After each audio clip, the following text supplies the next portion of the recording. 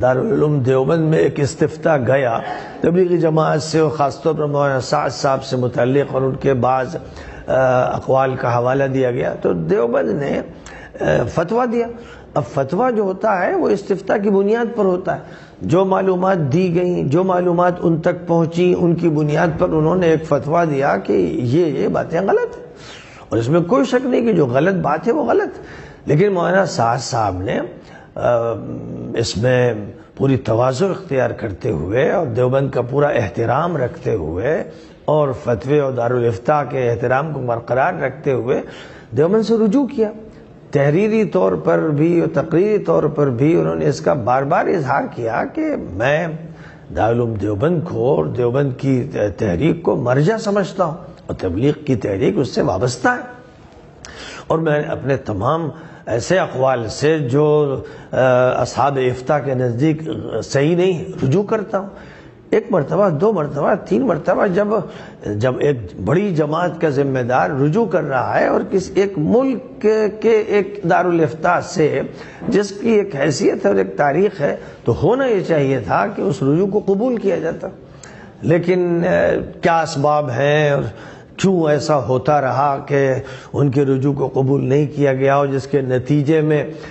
شدت بڑھتی گئی، دو حلقے اور زیادہ کے لیے نہیں۔ ساتھ ہی ساتھ دیوبند کو بھی اور دیوبند سے تعلق رکھنے والوں کو یہ بات سمجھنا چاہیے کہ دیوبند دنیا کے لیے نہیں، پوری دنیا کے لیے نہیں ہے۔ بر صغیر میں اس کا ایک مقام ہے، لیکن اس کا وہ مقام کیرالہ میں نہیں، اس کا وہ مقام تامل ناڈو میں نہیں رہا، اس کا وہ مقام بہت سے صوبوں میں نہیں رہا، اور اس کا وہ مقام نہ مراکش میں ہے، نہ الجزائر میں ہے، نہ لیبیا میں ہے، نہ تیونس میں ہے، نہ مصر میں ہے، نہ کہیں۔ تو دیوبند کی بات اس طرح پیش کرنا جیسے پوری امت کی ترجمانی ہو رہی، یہ بھی ایک دھوکہ ہے، بہت بڑا دھوکہ ہے۔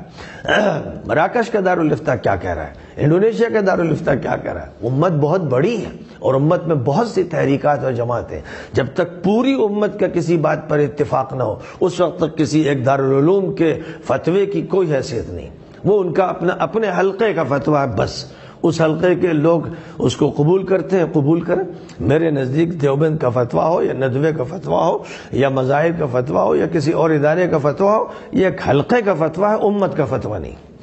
اور اس کو ہی صرف شریعت کی ترجمانی سمجھنا ہرگز درست نہیں ہے۔ امت بہت بڑی ہے، وہ امریکہ سے آسٹریلیا تک پھیلی ہوئی ہے، وہ شمال سے جنوب تک پھیلی ہوئی ہے، لاکھوں اس میں علماء ہیں، اور اجماع پہلے تو بہت ہی مشکل تھا، بڑی مسافتیں تھیں، کسی کو معلوم نہیں کہ یہاں کیا ہو رہا ہے وہاں کیا ہو رہا ہے۔ آج کل نیٹ پر اجماع حاصل بھی کیا جا سکتا ہے، لیکن اس طرح کے مسائل پر اجماع نہ تھا، نہ ہے، اور نہ آئندہ ہو سکے گا۔ اس لیے اختلافات کو گوارا کرتے ہوئے، چاہے وہ مسائل جزوی اعتقادی ہوں، کچھ اعتقاد کے وہ مسائل ہیں جن میں اختلاف ہے ہی نہیں، لیکن اگر امت کے بہت سے طبقات میں اختلاف کسی مسئلے سے ہے تو اس میں جو لوگ شدت اختیار، بالکل ٹھیک ہے،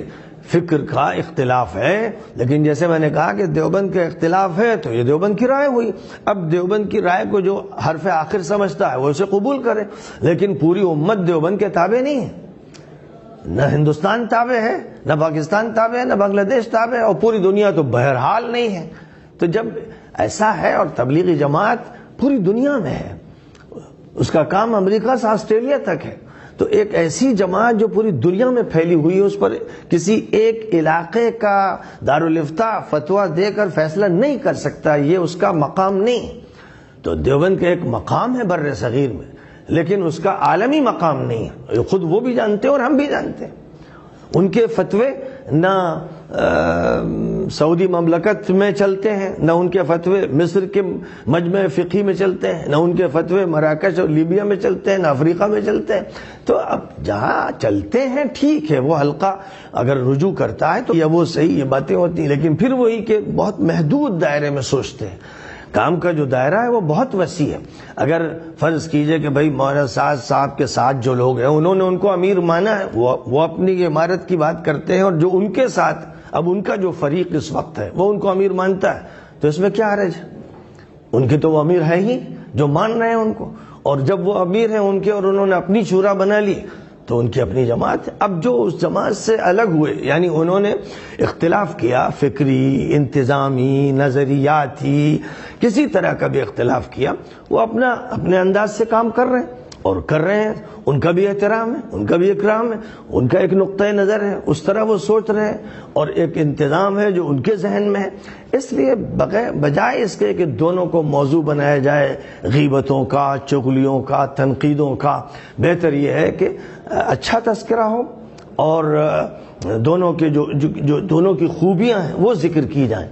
اور کام کو متاثر نہ ہونے دیا جائے، عوام میں کوئی غلط تاثر نہ جانے پائے، کوئی منفی بات نہ کی جائے، اس کی فکر کرنے کی ضرورت ہے۔ اور کم از کم ندوۃ العلماء کے اسٹیج سے میں یہی کہنا چاہتا ہوں کہ ایک کام جو عالمی ہے اور جس کے زبردست اثرات ہیں اور جس کو باقی رہنا چاہیے، اس کام میں وسعت پیدا ہونی چاہیے، اس میں تجدید ہونی چاہیے، اس میں اصلاح ہونی چاہیے، اور امت کے تمام طبقات و جماعتوں سے رابطے بڑھانے چاہیے۔ یہ کام کرنا چاہیے، سب کو کرنا چاہیے۔ اگر وہ دو حصوں میں بٹ گئے ہیں تو کوئی حرج نہیں، لان تان نہیں۔